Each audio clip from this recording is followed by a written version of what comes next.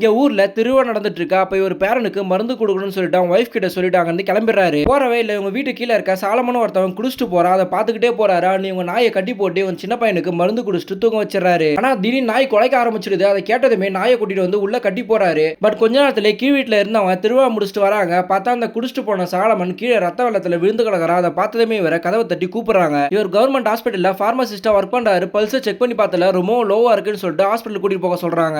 Next day அவர் இறந்து போறாரு. அப்ப கேஸை விசாரிக்க போலீஸ் கார்ல வந்துட்டு இருக்கும்போது திடீர்னு மாட்டிக்குது. அப்ப டிரைவர் இறங்கி காரை தள்ள சொல்றாங்க. இவரும் தள்ளுறாரு. ஆனா சேர்லாம் மூஞ்சில அடிச்சிடுது. ஆனா அதை பார்த்துமே தண்ணி கொடுக்காம கைவிட்டு வந்து சேருன்னு சொல்லிட்டு நடக்க வச்சுட்டு இவங்க கார்ல கிளம்பிடுறாங்க. இப்ப அங்க விசாரிக்கும் போது தான் இறந்து போனவரோட வைஃப் சர்ச்சுக்கு போயிருப்பாங்க. அவரோட பொண்ணை இங்க தான் விட்டுட்டு போவாங்க. ஆனா இவங்க பொண்ணு காணாம போயிருக்கும். சோ அந்த பையனோட தாத்தாவை விசாரிக்கிறாங்க. அப்பதான் அவன் குடிச்சிட்டு எதிரில தான் போனான். அப்ப பின்னாடி அவங்க பொண்ணுமே சர்ச்சுக்கு போறேன்னு சொல்லிட்டு தான் போனாங்கன்னு சொல்றாங்க. அதை கேட்டதுமே அவங்க அம்மா அப்பதான் வந்திருப்பாங்க. அவங்க கிட்ட கேட்கும்போது தான் நான் தான் வர சொன்னேன்னு சொல்றாங்க. அதை கேட்டதுமே ஒரு சின்ன பொண்ணை அப்படியே தனியா விட்டுருவீங்கன்னு சொல்லிட்டு திட்டுறாங்க. ஆனா என் பொண்ணு டெய்லியுமே தனியா தான் வரா. இன்னைக்கு மட்டும் எப்படி ஆகும்னு சொல்லிட்டு ரொம்ப ஃபீல் பண்ணி அழுகுறாங்க. இப்போ இந்த பையனோட தாத்தாவுமே பேரனுக்கு உடம்பு சரியில்லை ஹாஸ்பிட்டல் போனோம்னு சொல்றாரு. அதை கேட்ட போலீஸுமே ஹாஸ்பிட்டல் போயிட்டு வந்து நீங்க என்ன சொன்னீங்களா அதை எழுதி கொடுத்துட்டு போங்க சொல்லிட்டு ஸ்டேஷனுக்கு வர சொல்றாங்க. தென் இவர் ஹாஸ்பிட்டல் போறாங்க. அப்போ ஒரு பிரெக்னன்ட் லேடி வழியில துடிச்சிட்டு போறாங்க. அப்பதான் இவருக்கு பொண்ணோட ஞாபகம் வருது. ஆக்சுவலா இவங்க பொண்ணுக்கு குழந்தை பிறக்கும் போது இறந்து போயிடுவாங்க. இந்த குழந்தை மட்டும் தான் பிறக்கும். இருந்தாலுமே இந்த பையனுக்கு மூளையில ஏதோ ப்ராப்ளம் சொல்லிடுவாங்க. சோ இதுக்காக 7 லட்சம் 8 லட்சம் செலவாகும் சொல்றாங்க. சோ இவர் ரிட்டையர் ஆக போறாரு. அந்த ரிட்டையர்மெண்ட் பணத்துக்காக வெயிட் பண்ணிட்டு இருக்காரு. இப்போ தொலைஞ்சு போன பொண்ணை பத்தி விசாரிக்கிறாங்க. அப்பதான் இந்த பொண்ணோட அப்பாவுக்கும் அவங்க தம்பிக்கும் ஏதோ பிரச்சனை அடிக்கடி வரும்னு சொல்லிட்டு சொல்றாங்க. அதை கேட்டதுமே அவங்க தம்பியோட வீட்டுல போய் செக் பண்ணி பாக்குறாங்க.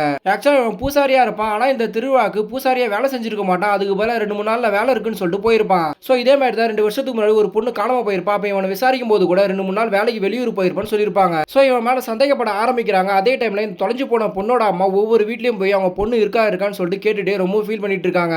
அப்ப இந்த பொண்ணு கூட படிக்கிற இன்னொரு பொண்ணு வீட்டுல போய் விசாரிக்கிறாங்க. அந்த பொண்ணுக்கான எதுவுமே தெரியலன்னு சொல்லிடுறா. அண்ட் கொஞ்ச நேரத்துல இந்த பொண்ணோட அப்பா வீட்டுக்கு வராரு. ஆக்சுவலா இவரு ஸ்டேஷன் உள்ள பிசி ஆகணும் தான் ஆசைப்பட்டிருப்பாரு. ஆனா இவருக்கு டிரைவர் போஸ்டிங் தான் கிடைச்சிருக்கும். அதனால இவர் எவ்வளவு ட்ரை பண்ணிட்டு இருக்காரு. இந்த விஷயம் அவங்க பொண்ணுக்கு தெரியாம சமாளிச்சிட்டு இருக்காரு. இப்போ கூட அவங்க பொண்ணுக்கு பர்த்டே இருக்கு. ஆனா லேட்டா தான் வந்திருப்பாரு. ஆனா அவங்க பொண்ணு கோச்சிக்காம என்னோட ஃப்ரெண்டு மெர்சியை காணும்பா எப்படியாச்சும் கண்டுபிடிச்சு கொடுக்குறியான்னு சொல்லிட்டு கேட்கறாங்க. அப்பதான் இவருக்கு இந்த பொண்ணோட ஃப்ரெண்டு தான் தொலைஞ்சு போன மெர்சின்னு தெரிய வருது. சோ இப்போ பொண்ணுகிட்டயுமே உன்னோட ஃப்ரெண்டை கண்டுபிடிக்கதான் பெரிய போலீஸ் படலாம் இறக்கி இருக்கோம். கண்டிப்பா கண்டுபிடிச்சுன்னு சொல்றாங்க. அதை கேட்ட இந்த பொண்ணுமே ரொம்ப சந்தோஷப்படுறா.